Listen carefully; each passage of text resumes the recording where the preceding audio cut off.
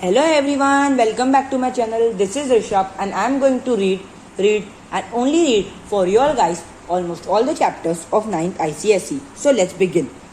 Today I am going to read chapter Sanskar और भावना by Vishnu Prabhakar एकांकी संचय. Let's start reading. स्टेज पर एक मध्यवर्गीय परिवार के घर के आंगन का दृश्य. पूर्व की ओर दो कमरे हैं जिनके द्वार बंद है. पश्चिम भाग का द्वार बाहर जाता है, वह भी बंद है. उत्तर भाग में रसोई के आगे बरमादा है. दक्षिण में बड़ा बरमाड़ा है जिसका एक द्वार बैठक में जाता है, दूसरा बाहर. जो कुछ दिखाई देता है वह स्वच्छ, सुंदर और उच्च स्थिति का प्रतीक होता है. बैठक में एक सोफा का एक अंश दृश्य में आता है. रसोई के पास स्वच्छता है और अलमारी में उचित सामान व्यवस्थित रूप से रखा हुआ है. आंगन में एक और पलंग पड़ा है. दूसरी ओर दो कुर्सियां तथा एक छोटा टेबल पर नाश्ते की खाली बर्तन है. पलंग पर उमा लेटी है. वह युवती है और रूपवती है. पर्दा उठते समय वह कोनी पर भार टिकाए शून्य में ताकती दिखाई देती है. साड़ी अस्त व्यस्त है. कुंडलाकर कर्णफूल विच मीन्स कान का एक आभूषण केशों में होकर कपोल पर आ गया है. आगे एक खुली पुस्तक है. वह पढ़ते पढ़ते सोचने लगी है. सहसा धीरे से फुसफुसाती है. उमा अपने से बातें करती सी. जिन बातों का हम प्राण देकर भी विरोध करने को तैयार रहते हैं, एक समय आता है वे ही बात हम चुपचाप स्वीकार कर लेते हैं. फुसफुसाकर वह फिर पुस्तक देखती है, फिर शून्य में दृष्टि गड़ा देती है. उसकी आंखें गंभीर है. उसके मुख पर आने वाली संध्या की रक्तिम आभा सौंदर्य बिखेर रही है. वह इतनी खोई हुई है कि नौकर रसोई के बरमादे से आकर बर्तन उठा ले जाता है, पर वह नहीं देखती. उसका सिर उसी तरह खुला रहता है और दीवा की किरण कर्णफूल पर चमकती है. उसी चमक में केशों की स्निग्धता उभर आती है. तभी पश्चिम वाला बाहर का द्वार खुलता है. माँ अंदर आती है. वे वृद्धा है. उनका मुख वेदना से पूर्ण है. आंखों में पीड़ा है और शरीर में थकान. उन्होंने साड़ी पर गरम चादर ओढ़ी है.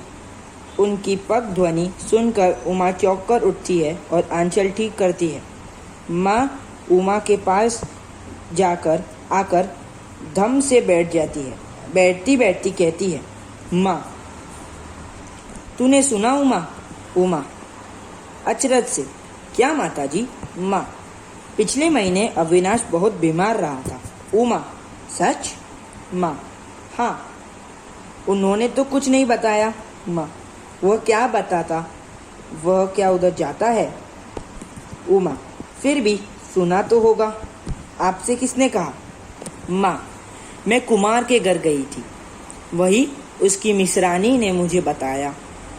कहने लगी तुम्हारा बेटा तो बहुत बीमार रहा है, मरकर बचा. सुनकर माँ शर्म से गड़ गई. मेरा बेटा बीमार रहे और मुझे पता भी न लगे. आंसू भर आते हैं, स्वर लड़खड़ाते हैं. बचपन में उसे कभी खांसी भी हो जाती थी तो मैं कई दिन तक न खाती थी न सोती थी. वे बहुतेरे समझाते थे, नाराज भी हो जाते थे, पर जी नहीं मानता था. और अब आगे नहीं बोला जाता. फूट फूट कर रो पड़ती है. उमा करुणा से द्रव्यता उनका संभालती है. उमा माताजी रो मत. इसमें आपका क्या अपराध है? माँ अपराध और किसका है? सब मुझे ही तो दोष देते हैं.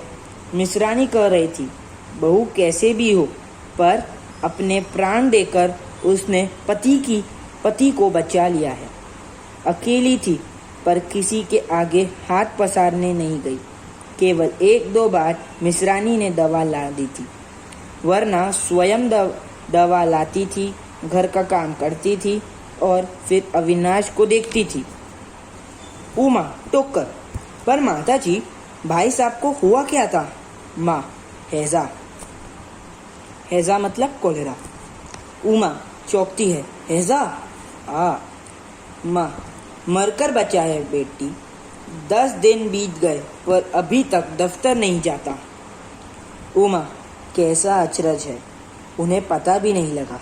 माँ, पता लगा भी हो तो क्या वो बताने वाला है?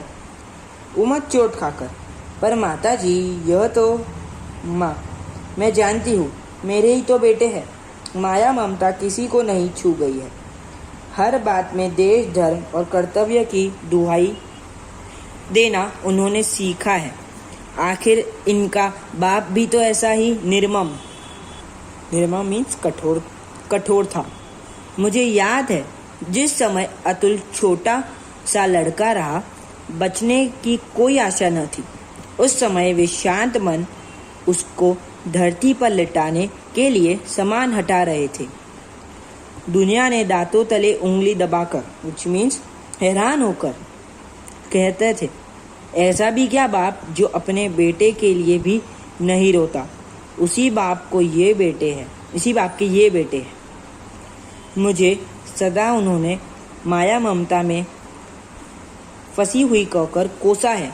कोसा बुरा भला कहा। सदा मेरी निंदा की है। चोट पर चोट खाकर उमा तिलमिलाती है। उसके भाव पलटते हैं। करुणा, पहले खींच, फिर हल्के रोष में बदल जाती है। उमा, लेकिन माताजी, इसमें सब दोष भाभी का है। माँ, वह तो है ही, पर बहू।